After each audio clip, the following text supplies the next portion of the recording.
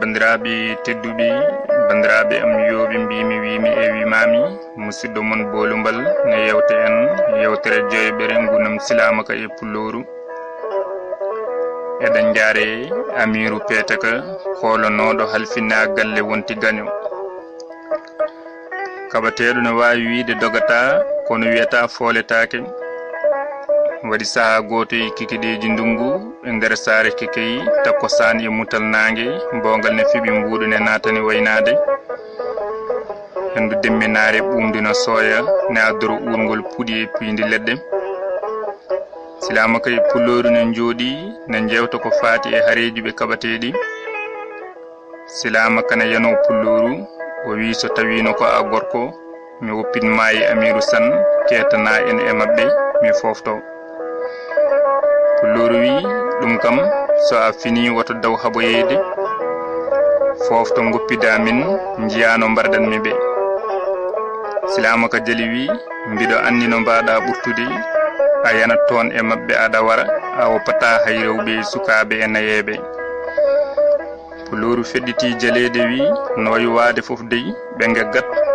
ɓe goni e jalde pulloru ne wiya woppumi waraɓe saabu ɓi bone ko bone ɓe fof soɓe mawni ɓe ƴettan joguitari ɓe kapto en heddi eɓe jewta ha ɓooyi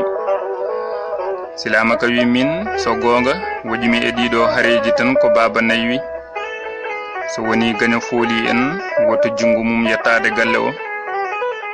kono ɗon ɗo eɗen guuri walla goto e men ene heddi e gurdam goƴe ala jungo tagaɗo juutata ha yettoɓe saka torla ɓe pulloru ƴeesi jungo wi yo Allah hokke sago ma min ko ngo miijo warimi ko ngo haɗimi danade ko ɗum tan kulmi hande e duniyaru he silamaka wi kaɓateɗo ne wawi wiide dogata jebbiltako kono wiyata foletake pulloru wi ha arti e ɗi jamfaji jamfotoɓe ne kewi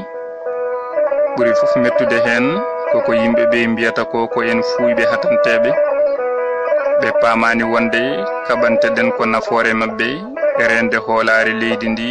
e haɗande ɓe nadde e jangu sigu silamaka wi ƴeew tan haalaji ɗi kaw guuro haali ɗo hanki ɗi ummi ha wuuro mum arina yenna en ne wiya ko en fuuyɓe wiya en goppu hareji min ɗi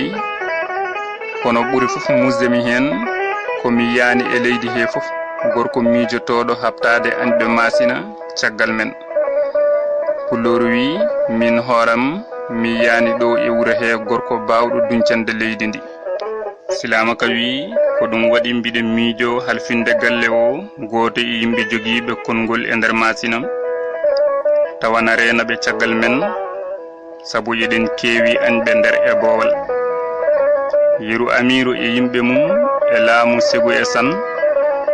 ɓe donku feere kono ɓe muɓɓitanta en yitere gañgu hay saha goto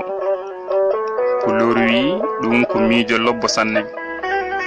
ham boɗejo arɗo feereɓe kunari ɓen fof na ɗon hamma alseyni gakoyi arɗo jalluɓe ñagaji na ɗon arɗo ngurori galo enne to kanko e miñiraɓe makko buubo arɗo galo en ɓen fof ko moƴƴuɓe amiru petaka na ɗon woɗɓe e woɗɓe ne keewi e leydi he heddoto komo ɓerɗe men nangi silamaka wi mbiɗo andi ɓeɗo fof ɓe kalɗa ɗo ko worɓe suusɓe moƴƴuɓe mbiɗo hooliɓe kono ɓeɗo goto e mabɓe fof ne jogui añɓe ɓe muɓɓitanta ɗum yitere so wona amiru petaka on ko mawɗo moƴƴo kadi heewani añɓe no heddiɓe ɓeni arɗo ngurori galo on ko gorko moƴƴo kono ne natodiri e sembe segu ha ɓurti kanko e damoso jara koɓe sehilaɓe no feewi on ne wawi wannudemo hunde fof ko hono noonne kadi arɗo ngurori galo ham boɗejo to kunari kam en kalata tawde damoso jara rewimo ha resnimo ɓiyum debbo ne wiye tene damoso jara ko ɗum waɗi e kamɓe fof ko amiru petaka ɓurmi hoolade e heddiɓe ɓe ene gasato en kalfinimbo galle o welto hen Pulloru wi ko on tigi kalfinten galle o kadi woto yejjid ko ɗo o dawli sabu bandaɗo Abdullahi ko ɗo jeya kadi embo andi yimɓe men fof kala bone jendo e wure he mettan bo tawde o teddinirama halfinede e sikoyen ɓe kaldi heɓe kawri e halfinde Amiru Peeta ka galle mabɓe ɓe dotti nyalande nden saha o ari ɓe kabbi pucci mabɓe ɓe dawi ɓe dawani toon to Amiru Peeta kam nde wonno pucci ɗi ko karɗi so eɗi jaha ko dogdu tan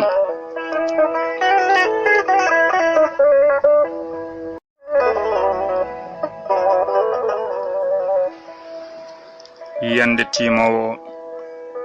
Pulloru Islamaka ina jaha ha ɓe kawri e timowo mawɗo lolluɗo ina e lawol faade wuro mabɓe nden ɓe coynimombo nde tawno eɓe gandimo Pulloru wi ururo ma buulowel nana ara Silamaka wi ko ururo ma ya sabu ala ko o meeɗi ƴewandemi ko an o ƴewani Pulloru wi sabu Allah muño mi ƴeewa lawol men ngol Silamaka wi ngam Allah Pulloru woto leltin en jowten bo tan ɓennen woni calminen bo tan jawten Pulloru wi muñoni wonko jimmi ƴewde ɓe ngari heɓe cawndimbo ɓe darni pucci ɓe calminimbo Pulloru dillini puccu mum ari ha ɓadimbo wi gaccanami hakke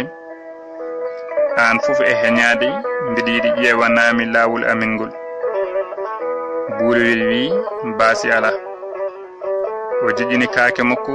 Pulloru jippi e puccu mum joɗodi e timowo mum on yaltini timirde mum wi Pulloru haal ko jiɗɗa yomnanede ko tutaɗo Pulloru tawi ala fof haaju tiɗɗo so wona lawol ngol tan o haali lawol ko ɓe jahanta ko beele ne jogori fewde walla fewata caggal ɗum o tuuti e timirde he Buulowel weddi timirde mum daariɗe wi pucci ɗiɗi peeñi na jaha ɗi garti e ɗi ndewi caggal nayi kewɗi sembe o weddi kadi o wi pucci peeñi na ndewi caggal majji na ndiwiɗi o weddi kadi o daari pucci Pulloru en ɗi o moosi o yiili hoore o wi ko ɗi tigi o wi Pulloru en sukaɓe am jehene ko mbawan ɗon Pulloru jali seeɗa wi Abba min jahani honoyde nde Pulloru jofnata tawi kadi o weddima o wi woro kono mongo arina riiwi on Pulloru wi kono arina riiwi min Abba ayyani so jinoɗa ko konune wari min eyi ɗum ina wawi latade kono konune riiwi min dogi ɗum ayyani o weddi kadi o wi he ƴiƴam kewɗam nani rufa mayɓe nani ha kewi hey ɓikkon am jehe ko mbawon ɗon ɗam ƴiƴam kewɗam jarani nayi duttotoɗi Pulloru jeyi seeɗa wi Abba minen ko jam min jahanta wona honoyde Buulowel wi en jiyat woni e jaldine yiila hoore o wi sukaɓe on mbawa funtudemi min mi waɗi ɗum ɗo gila on jibinaka tawi ko Pulloru e timowo mum kalata ko fof Silamaka na dari na nangue e caanol puccu mum e puccu Pulloru e mbottimi e mabɓe Silamaka andi ɓe jogorani famodirde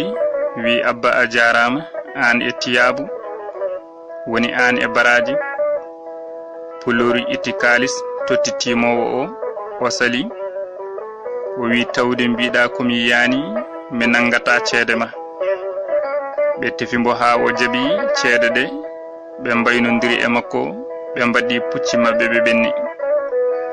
Silamaka weeti jalde Pulloru e timowo mum e mbo ñemtina ɓe ɓe gonɗi nanani mbo fes ngam ƴewde